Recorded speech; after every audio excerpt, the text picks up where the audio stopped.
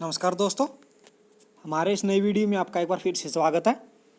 इस वीडियो में आज हम नेट जेआरएफ एग्ज़ाम जून 2016 में जो कंडक्ट हुआ था उसका पेपर थर्ड करेंगे। हमारा सब्जेक्ट रहेगा ज्योग्राफी।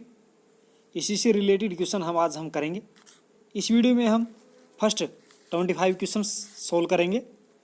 सोल्व करने से पहले जो साथी हमारे इस नई वीडियो से जुड़े हैं उनसे रिक्वेस्ट है कि प्लीज़ चैनल को सब्सक्राइब अवश्य कर लें और घंटी के निशान को दबा लें ताकि जब भी हम कोई नया वीडियो अपलोड करें तो उसका आपको नोटिफिकेशन मिलता रहे। तो चलिए स्टार्ट करते हैं आज के क्वेश्चंस।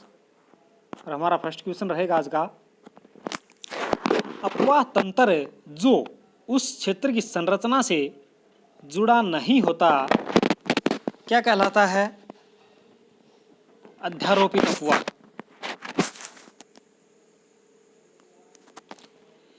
क्रिकमे ने डेविस से असहमत होते हुए पेनीपनेल के लिए संपूरक पद खालिस्तान दिया था।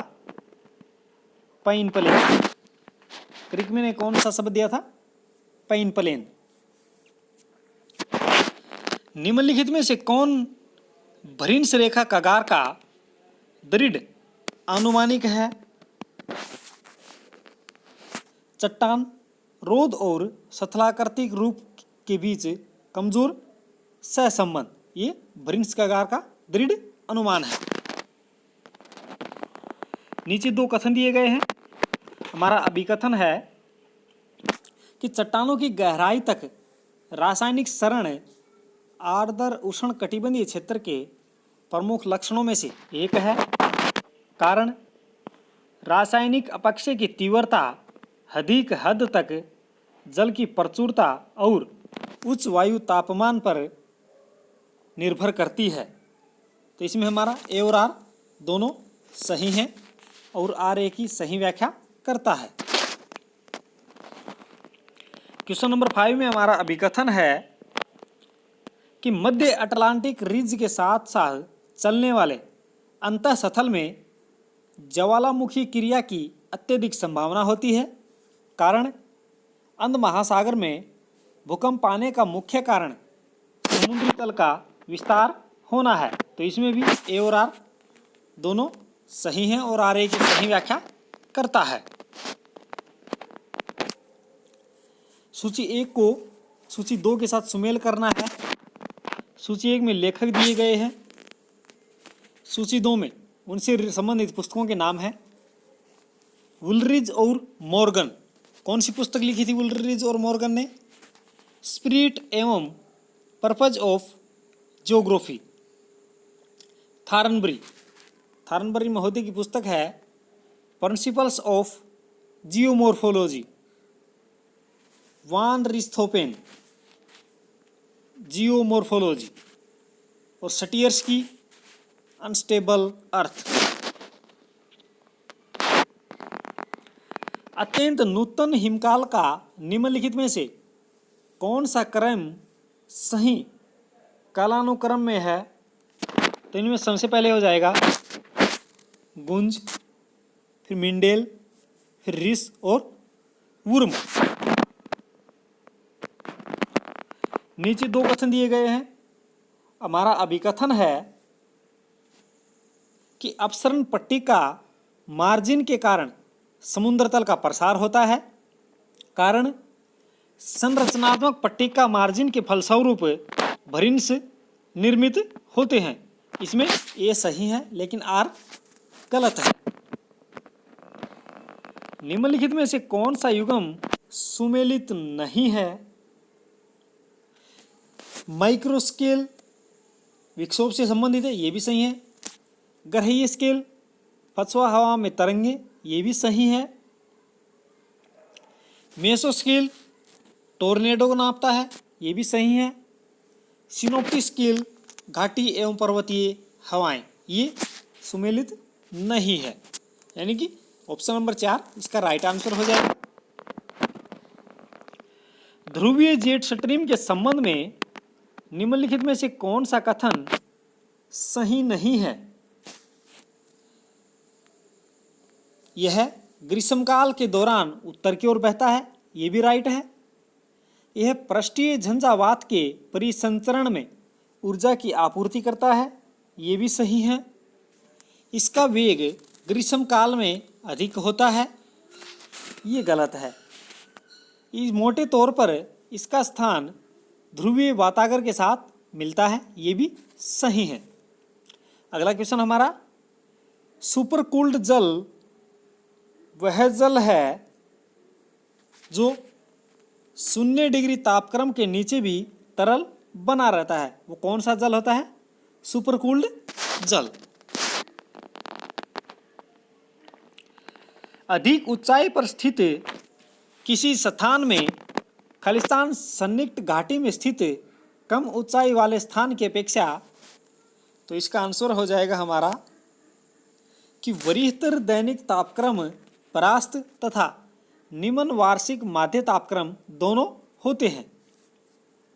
अगला क्वेश्चन हमारा विकथन ए है कि चक्रवात यानी हरिकेन का विषुवत रेखीय क्षेत्र में निर्माण नहीं हो सकता। कारण, विषुवत रेखा के ऊपर कोरियोलिस बल सबसे अधिक होता है, तो इसमें हमारा आंसर हो जाएगा, इसमें ए तो सही है हमारा विकथन, जबकि आर गलत है। कोरियोलिस बल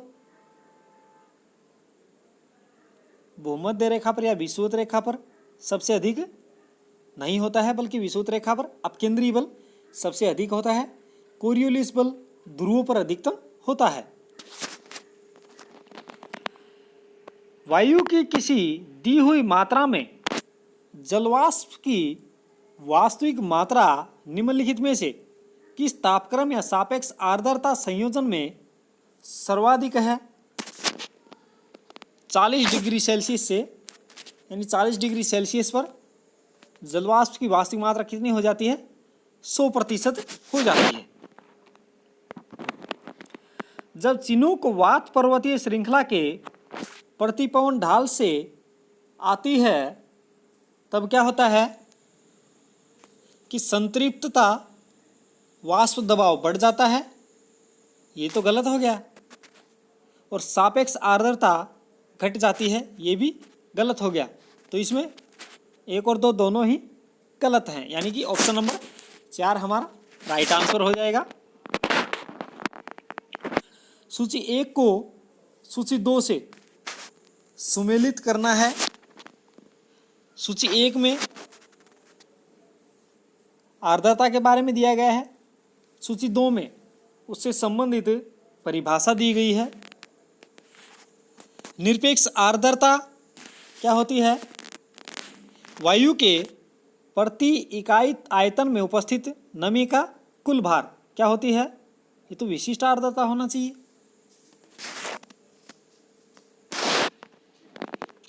नहीं, ये सही है दोस्तों, थोड़ा मिस्टेक हो गया था। निरपेक्ष आर्द्रता वायु के प्रति इकाई आयतन में उपस्थित नमी का कुल भार। सापेक्ष आर्द्रता किसी निश्चित आयतन और तापक्रम में वायु में वास्तव में उपस्थित जलवाष्प तथा उसी तापक्रम में वायु में अधिकतम मात्रा में धारण करने वाले जलवाष्प की मात्रा का अनुपात। विशिष्ट आर्द्रता जलवाष्प सहित 1 किलोग्राम वायु में निहित जलवाष्प का द्रव्यमान, और वो भी किसमें? ग्राम में। मिश्रण अनुपात जलवाष्प के भार तथा प्रति इकाई शुष्क वायु के आयतन का अनुपात। नेक्स्ट क्वेश्चन करते हैं। किस भूवैज्ञानिक अवधि के दौरान महासागर ने अपनी वर्तमान सतह प्राप्त की है? होलोसीन युग में। बायोमास का पिरामिड खालिस्तान के मामले में प्रतिलोमित होता है अलवण जल, यानी कि फ्रेश वाटर पारिस्थितिकी तंत्र के मामले में क्या होता है? बायोमास का पिरामिड प्रतिलोमित, यानी कि उल्टा होता है। विश्व जैव विविधता में भारत के योगदान की प्रतिशतता खालिस्तान है। 8%। निम्नलिखित में से मूंगे की चट्टानों के निर्माण के लिए समुद्री जल का आदर्श तापमान क्या होगा? कम से कम 20 डिग्री सेल्सियस। मूंगे की चट्टानों के निर्माण के लिए कम से कम तापमान कितना होना चाहिए? 20 डिग्री सेल्सियस कम से कम होना चाहिए। निम्नलिखित में से किस देश में विश्व की सबसे लंबी तटरेखा है? कनाडा की। सूक्ष्म ज्वारीय शब्द किस वृहत ज्वार प्राश को संदर्भित करने के लिए अपनाया गया है? Greater than 2m। भारत में स्थानिक प्रजातियां मुख्यतः खालिस्तान में पाई जाती हैं। पूर्वोत्तर भारत में। सूची 1 को सूची 2 से सुमेलित करना है।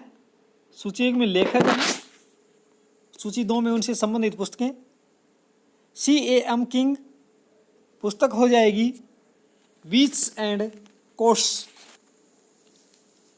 D.F. रिटर पुस्तक हो जाएगी प्रोसेस जियोमॉर्फोलॉजी।